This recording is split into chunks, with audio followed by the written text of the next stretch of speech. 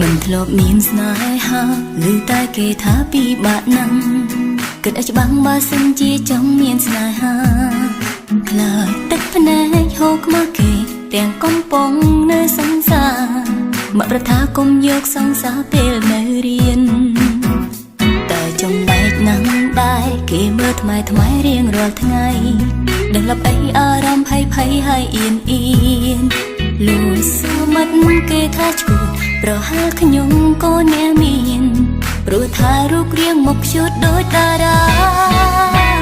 មិត្តខ្ញុំសើចគេថាខ្ញុំឡប់ហើយគេថាចប់ធំប៉ុណ្ណាណៃដឹងខ្លួនទេយើងជាមនុស្សស្រីស្អាតហើយពេញវ័យគេមើលហើយណាហើយប្រហែលគេចាប់អារម្មណ៍ព្រោះសម្រស់ខ្ញុំមិនធម្មតា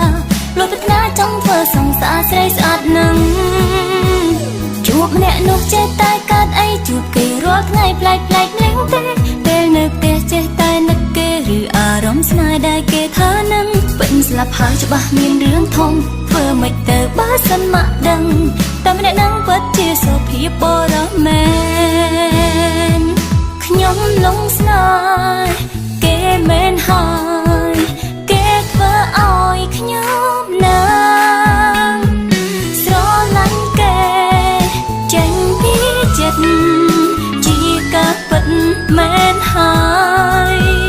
តែចំណែកណាំដែរគេមើលថ្មីរៀងរាល់ថ្ងៃ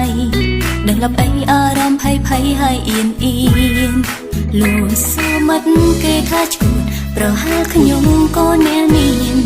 ព្រោះថារូបរាងមកឈុតដូចតារា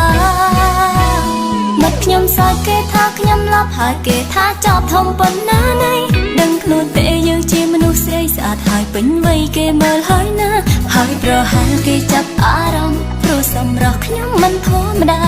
លួចប្រាថ្នាចង់ធ្វើសង្សារស្រីស្អាតនឹង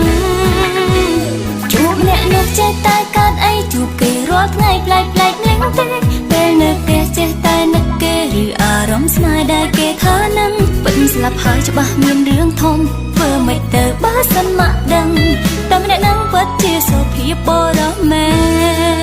នមិត្តខ្ញុំសើចគេថាខ្ញុំឡប់ហើយគេថាចប់ធំប៉ុណ្ណាណៃដឹងខ្លួនទេយើងជាមនុស្សស្រីស្អាតហើយពេញវ័យគេមើលហើយណាហើយប្រហែលគេចាប់អារម្មណ៍ព្រោះសម្រស់ខ្ញុំមិនធម្មតា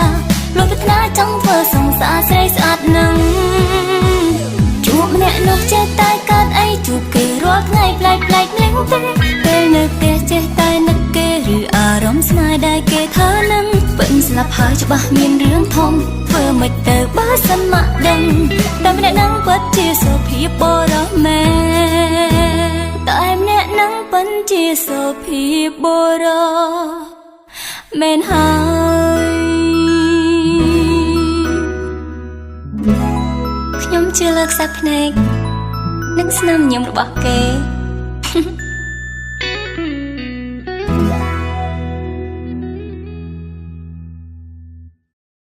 មិត្តខ្ញុំសើចគេថាខ្ញុំឡប់ហើយគេថាចប់ធំប៉ុណ្ណាណៃដឹងខ្លួនទេយើងជា